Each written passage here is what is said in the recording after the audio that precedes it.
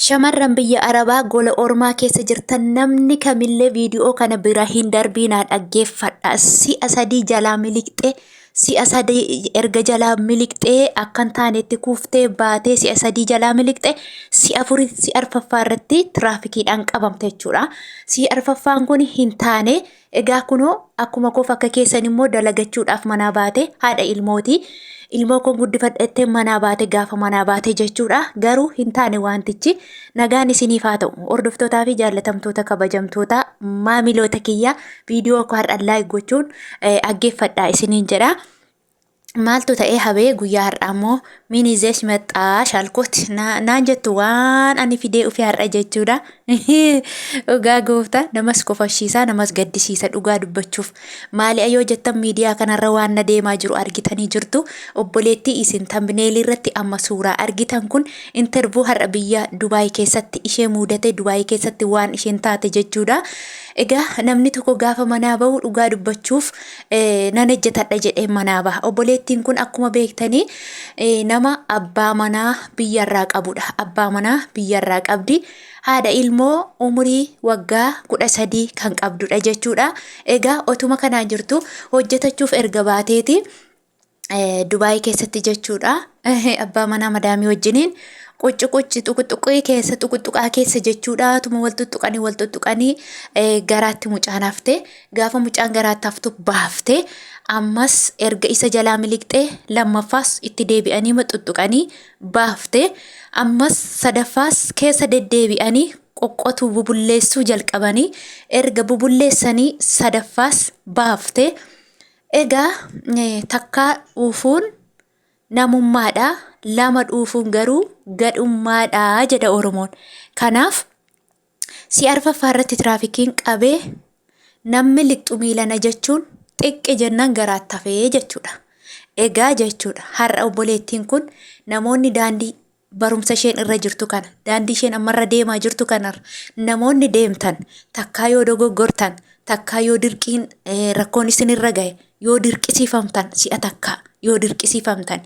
Si'a lammaffaa gara lubbuu yoo ta'e yoo dirqisiifamtan sadaffaanoo arfaffaanoo mi'eeffataan liqeeffataa waan mi'eeffate namni hin dhiisu waan ta'eef keessa deddeebi'uudhaan mucaa lammaffaa godhannaa isheen mana isheen biyya jirtu akkam tokko taate jette itti lammeessitee jirti. Har'a garuu gaafa mucaa baatte kana garatti tochootu abdee gara lixxu abdee lafa lixxu abdee yaa saba Oromoo saba Guraagee eenyu saba kamillee lammii Itoophiyaa kan taatan na bukkee dhaabadhaa jechaa jirti as baatee dhaggeeffachaa jirtu. Naani viidiyoo kana kanan jedhe baay'een keessan kun Habiibaa biratti argitanii jirtu. Namicha ishee bira dhaabatu kana maqaasaa hin beeku isa biratti intervuu ta'aa jirti argitanii beektu. Garuu warri akka koo gurri keessan duudaa ta'e Amaarinyaan kun shigirii isinitti taate jechuudha. Tokko waan irraa agahe waan irraa baresinii himuu dhufe warri ageessan dhugaa waaqa isiniin jedha. Qaama keessan hin gurguriina. Birriif jettanii qaama keessan hin gurguriina. Qoonqoof jettanii qaama keessan hin gurguriina. Tokkoffaa fuula waaqayyootis fuula rabbiittis abaarsadha. Otoo abbaa manaa qabdu, otoo haadha ilmoo taatee jirtu, otoo kabajni ishee fi malu gaddee bite bututtuu Arabaa wajjinii yeroo uddoo ol qabdee itti kennitu baay'ee tokko nama saalfachiiftu. Ofumaafuu guddummaan qabdu kun dhugaa Yesuus nama nazansiistu nama gaddisiistullee jechuudha. Kuni dirqii miti. Dirqii miti namatti hin faradiinii ati dubartiidha. Boru waan sirra gahuu hin beekamu hin jedhiina. Kuni dirqii miti. Maaliif yoo jettan obboleewwan kiyya dhugaa rabbii isiniin jedha. Mana namaa namni tokko jaallatee namni mana namaatti hin galu. Amma ilmoo kun guddifadhettee manaa baate malee waan kanan go'a jettee miti. Garuu gaafa qammaste gaafa nyaanni biyya kanaa hin beektu ofumaayyuu sammuutti nama bahaa aqee simmeetiin mataatti ol bahee keessa deddeebi'ii ishee anjee keessa deddeebite nyaata maalan nyaadha seete qoy kan keessa deddeebitu namni keessa deddeebi'ee kan hojjetu hojiidha malee keessa deddeebi'ee bilginnaa yeroo hojjetu otoo abbaa manaa qabduuti sanuu.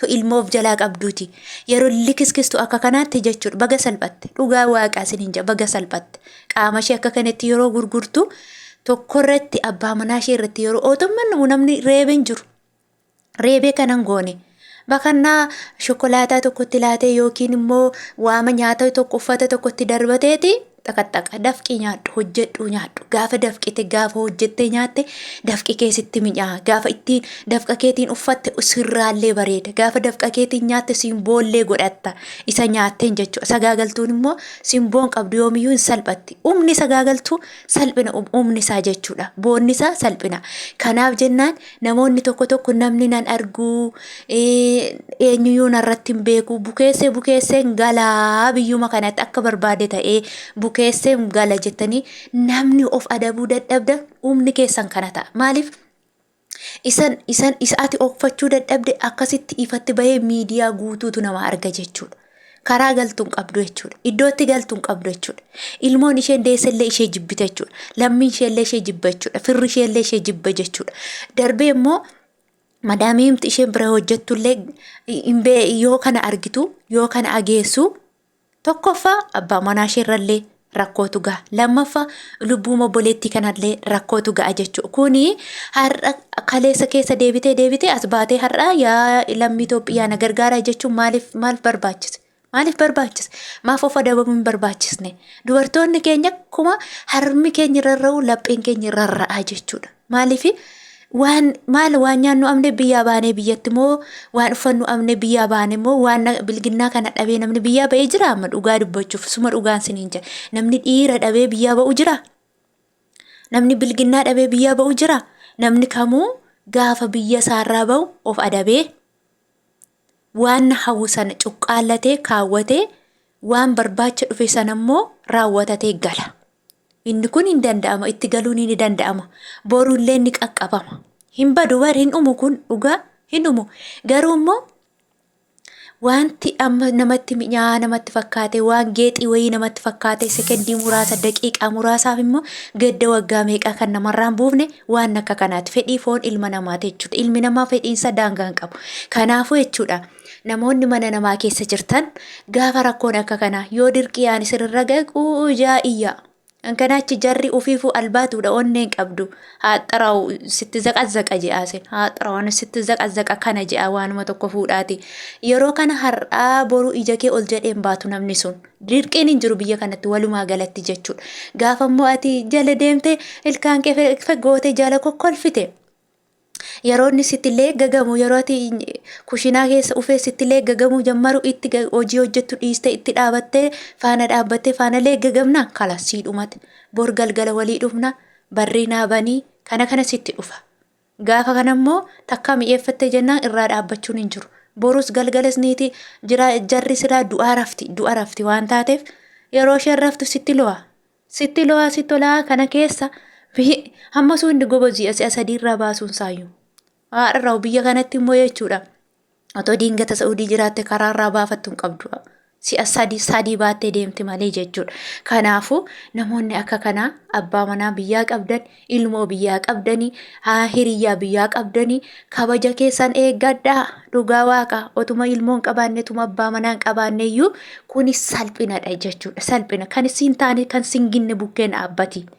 Gita kee barbaaddadhu maallaqaaf dhufte malee isaan barbaachaaf miti bifa isaanii hin ilaalin maallaqa isaanii hin ilaalin ati simboo qabeetti akka bareedduu taate of beeki bari isaan caalta dhugaa waaqa maallaqas yoo ta'e immoo situ isaan caalaa qabaachuu danda'a hin ejjettaati hojii sitti ufee kamiyyuu of dandeessee hojjetta isaan garuu nama yoo aduutti baheellee akka gaararraa jijjiirame waa tokko danda'ee hojjechuu hin dandeenye rabbumatu riiskii guddaa isaanii kenneetiin isaa jalatti bulla malee waan hojii nu caalan miti waa tokko waan nu caalan hin qaban ani eenyuuti gadi jaa of ilaala ani eenyu gadi miti ani eenyuun gadi jaa of ilaala irraa of eeggadha namni kamillee kanarraa barachuu qabdu dhugaa.